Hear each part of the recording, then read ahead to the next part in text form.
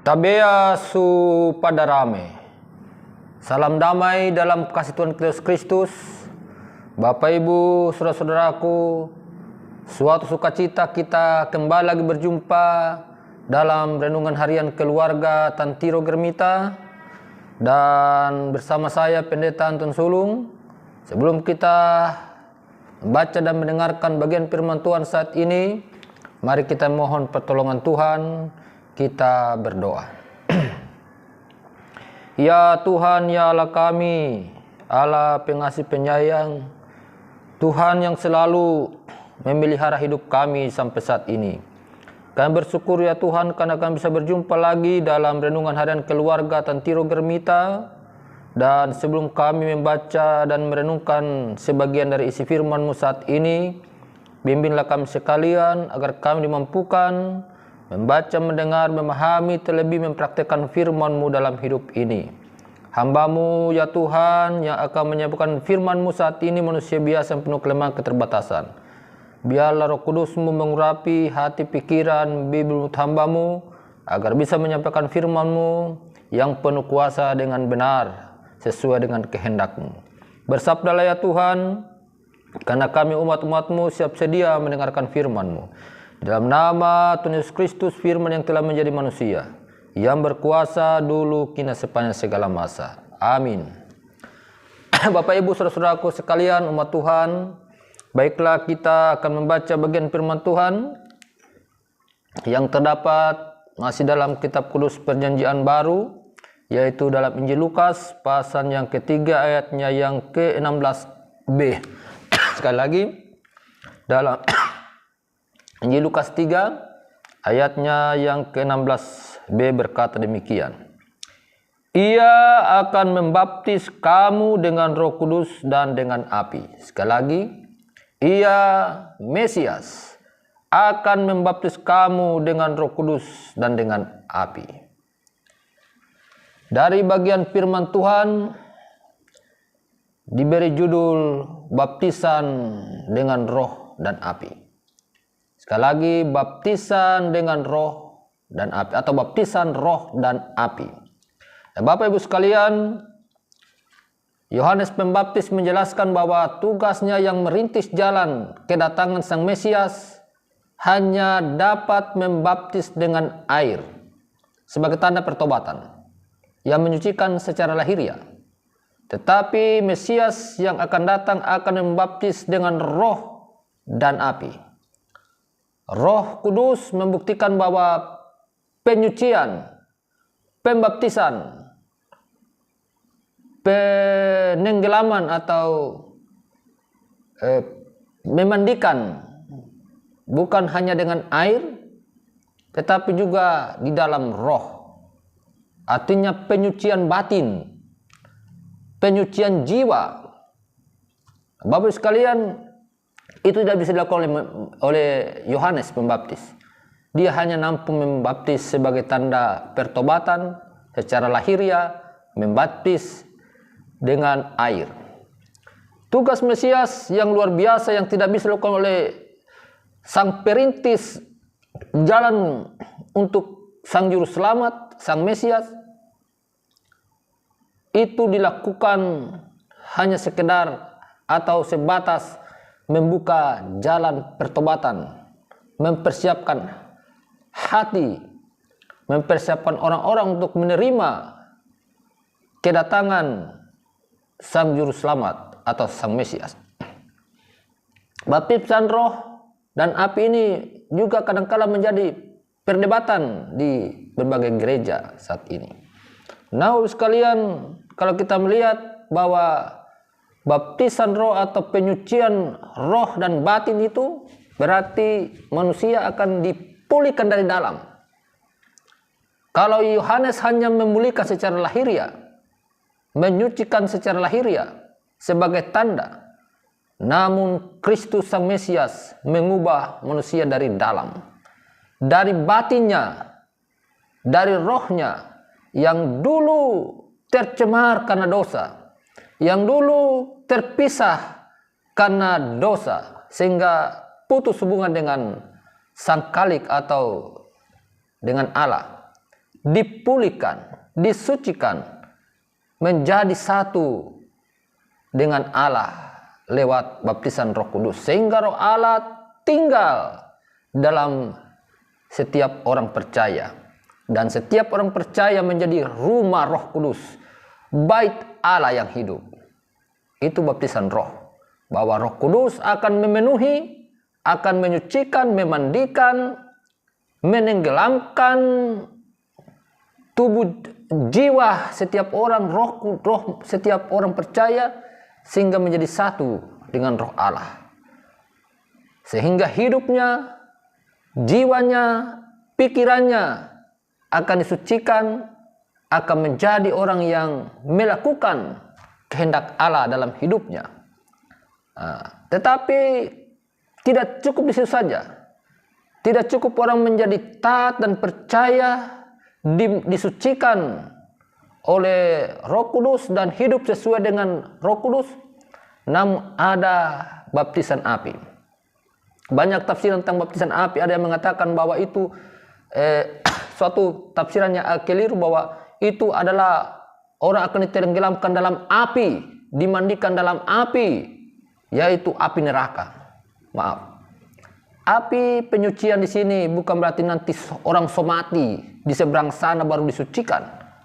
Namun di sini tentang bagaimana iman percaya seorang yang telah dipenuhi Roh Kudus, yang telah dituntun oleh Roh Kudus, akan dimurnikan lewat berbagai pergumulan, pengujian, penderitaan, tantangan. Ya, di Alkitab jelas, Bapak orang beriman Abraham diuji imannya dengan penyucian api ini, dengan mengorbankan anaknya, siap menghadapi pergumulan, pilihan yang berat untuk menguji imannya. Dia harus siap menyembelih anak satu-satunya, Ishak. Kemudian dalam kitab Perjanjian Lama juga ada Ayub, contoh orang yang dimurnikan imannya dengan api penyucian, api pergumulan. Dia orang benar di hadapan Allah tanpa salah, namun dia bergumul. Dia kehilangan segala-galanya, hartanya, anaknya bahkan ditinggalkan oleh istrinya, dihina oleh teman-temannya, penyakitnya, badannya pun dengan sakit penyakit. Namun dia bisa lolos dari ujian itu. Dan dalam Perjanjian Baru banyak contoh.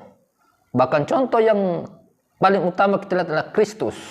Diuji imannya, diuji lewat pencobaan di padang gurun, bahkan diuji dengan salib sampai mati di kayu salib. Dan kemudian dia menerima kemuliaan yang luar biasa lewat penderitaan itu. Para rasul-rasul juga mengalami baptisan api, yaitu setelah mereka menerima Roh Kudus. Apa yang terjadi pada Stefanus? Dia mati dirajam karena memberitakan Injil. Kita menyaksikan dalam sejarah gereja bagaimana Petrus mati di kayu salib terbalik. Disalib terbalik karena dia tidak layak disalib seperti Tuhannya. Kita juga melihat Yohanes Pembaptis sendiri yang juga dipenggal karena menyatakan kebenaran. Kita juga melihat bagaimana Paulus dipancung, dipenjarakan. Pemurnian itu adalah api penyucian, baptisan api, yaitu orang tanpa salah namun menanggung penderitaan. Dua hal yang akan terjadi. Pertama, dia akan muncul lebih murni. Kedua, mungkin dia tidak tahan dan hancur. Namun kebanyakan para rasul-rasul itu dia bertahan dan menyatakan kemurnian imannya. Bahkan pada rasul-rasul yang lain juga dalam kisah-kisah gereja jelas. Bahkan juga terakhir Rasul Yohanes juga mati, dibuang di Pulau Patmos.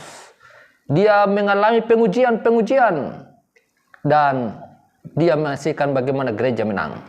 Bapak-Ibu sekalian, bagaimana dengan kita saat ini? Orang-orang yang percaya kepada Tuhan, gereja Tuhan adalah bait Roh Kudus, baik secara personal maupun dalam persekutuan. bahwa kita orang-orang yang telah menerima Kristus dan Roh Kudus diam dalam kehidupan kita. Dan semoga itu diam pun dalam kepenuhan. Namun ada satu hal, mampukah gereja menghadapi baptisan api? Yaitu menghadapi tantangan-tantangan pergumulan di tengah-tengah dunia ini untuk menjadi saksi Allah. Walaupun gereja di saat ini menghadapi berbagai pergumulan, tantangan dari dalam maupun dari luar, mampukah kita sebagai umat Tuhan melalui ujian ini? Yaitu baptisan Roh Kudus dan api. Baptisan api adalah baptisan pengujian iman. Kita melihat saat ini banyak orang beriman kadangkala menyerah karena pergumulan. Tapi kita percaya, di mana ada Roh Kudus diam dalam hidup orang percaya. Ujian, bahkan baptisan api sekalipun, pergumulan sekalipun berat, dapat kita lalui bersama Kristus. Semoga umat Tuhan sekalian tak bertahan di tengah-tengah pergumulan hidup, di tengah-tengah tantangan, baik secara pribadi, dalam keluarga, bahkan dalam persekutuan saat ini. Kita akan diuji.